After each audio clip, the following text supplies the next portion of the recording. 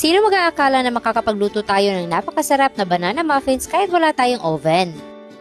For today's video, ipapakita ko sa inyo kung paano magluto ng steamed banana muffins. Gagamit lang tayo ng 6 na piraso na hinog ng saging. Balatan lang muna natin at ilagay sa isang mixing bowl. At gamit ang smasher, pipinuhin natin yung mga saging.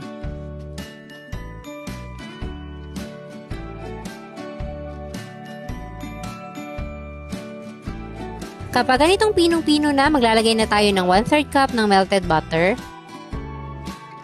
1 cup ng light brown sugar. Paghaluin lang muna natin hanggang sa ma-dissolve ang asukal. Kapag na-dissolve na, maglalagay na tayo ng isang itlog. I-crack lang muna natin sa isang bowl para masigurong hindi sira yung itlog na ihahalo natin.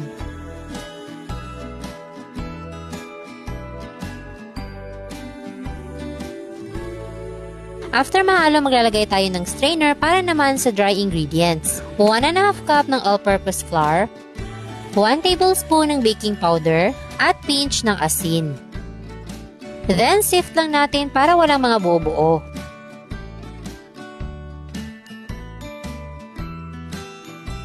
Pagkatapos niyan ay haluin na nating mabuti.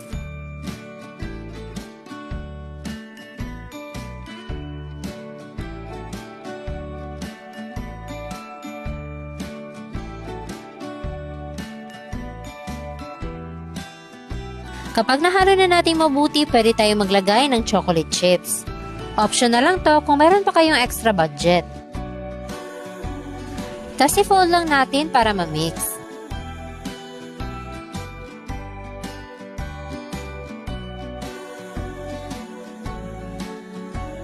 Then, gagamit tayo dito ng puto molder at muffin wrappers. Medyo luma na yung gamit kong wrappers kaya pagpasensyahan nyo na muna. Then, mag-scoop lang tayo dito ng ating mixture at lagay natin sa ating molder. Huwag lang natin pupunuin para meron pang space para sa pag-alsa. Tapos, pantayin lang natin yung ibabaw. Tapos, pwede na natin yung ilagay sa ating steamer. Siya nga pala, kailangan nakapapakulo na kayo ng tubig bago nyo ito isalang sa steamer. Lagyan din natin ng towel para hindi tumulo yung steam or tubig dun sa ating muffins. Then, steam ito sa high heat for 6 minutes. After 6 minutes, hinaan natin ang apoy sa low heat at steam ulit for 10 minutes. So, after a total of 16 minutes, luto na ang ating banana muffins at ito na ang kanyang itsura.